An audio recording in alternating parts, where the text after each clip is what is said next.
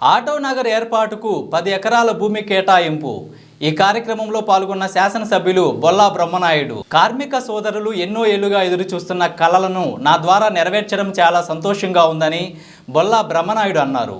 వెనుకొండలోని శ్రీశైలం రోడ్లో నేడు ఆటో నగర్ శంకుస్థాపన కార్యక్రమంలో పాల్గొన్నారు. ముందుగా ప్రగతి మోటార్స్ అసోసియేషన్ వారి ఆధ్వర్యంలో నిర్వహించిన ర్యాలీలో పాల్గొని యువతతో కలిసి బైక్ నడిపారు. చెక్పోస్ట్ సెంటర్ వద్ద అసోసియేషన్ సభ్యులు గజమాలతో ఘనంగా సత్కరించారు.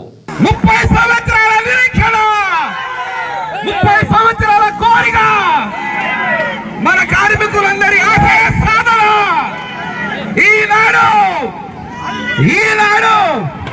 మన బొల్లా బ్రహ్మనాయుడు గారి నాయకత్వంలో కార్మికుల కోసం ఆటో నగర్ భూమిని కార్మికులందరి కోసం కేటాయించినందుకు వారికి ధన్యవాదాలు తెలుపుకుంటూ ఈ యొక్క కార్మికుల ర్యాలీని చేపట్టవలసిందిగా మీరందరూ కోరుకుంటూ ఇక్కడి వరకు విచ్చేసినంత వరకు అందరూ కూడా ఈ యొక్క ర్యాలీని సభ వారికి రావాలని అని చెప్పేసి మీకు కోరుకుంటున్నాను. పార్టీ వాళ్ళు అందరూ ఇక్కడికి వచ్చేవారికి ఒకటే టీం. ఇప్పుడు కూడా కమ్యూనిస్ట్ పార్టీ, బీజేపీ పార్టీ,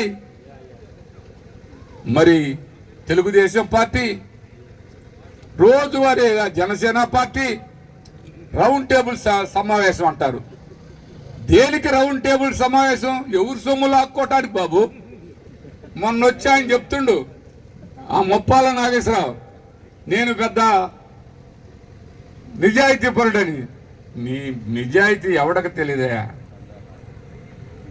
నిన్ను చందాల నాగేశ్వరరావు అని అంటా ఉంటారు, అది అందరికీ తెలుసు. కమ్యూనిస్టు పాలసీ విధానాలని మీరు ఎక్కడ అమలుపరుస్తున్నారు? మీరే అసలు మసీదు మాన్యానికి భూపోరాట సమితికి సంబంధం ఏందండి? మనం అందరం ఒక చెంప చూపితే రెండో చెంప చూపితే ఎట్నే ఉంటుంది. రేపు పొద్దున ఆటో నగర్లో కూడా ఈ 2 చెట్లు కూడా నాదేని అంటాడు. దానికి తగిన విధంగా మనం కూడా ఉండాలని అవసరం. మనం ఒకరి జోలి పోకూడదు. మన కాడికి వచ్చి మనది లాగేసుకుంటుంటే మనం ఎందుకు ఉంటాం? అది పూర్తి స్థాయిలో మీకు అవకాశం కల్పిస్తాను. మసీదు మాన్యమని నేను డైరెక్ట్గానే చెప్తున్నాను, మీటింగ్లో చెప్తున్నాను.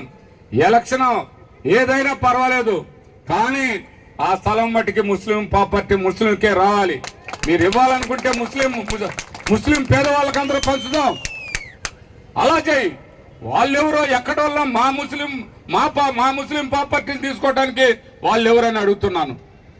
ఇవన్నీ కూడా మీరు గుర్తుపెట్టుకోండి. బ్రహ్మనాయుడు ఎవరికి భయపడాల్సిన అవసరం లేదు. నేను తప్పు చేయను కాబట్టి నేను ఎవరికి భయపడను.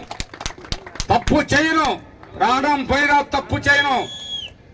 మంచి కోసం అవసరమైతే ఎంత దూరమైనా 10 మందికి మంచి జరగాలి, దానికోసం ఎంత కష్టమైనా పడతాను, ఎంతసేపైనా పోరాటం చేస్తాను అని మీ అందరికీ సందర్భంగా తెలియపరుచుకుంటున్నాను.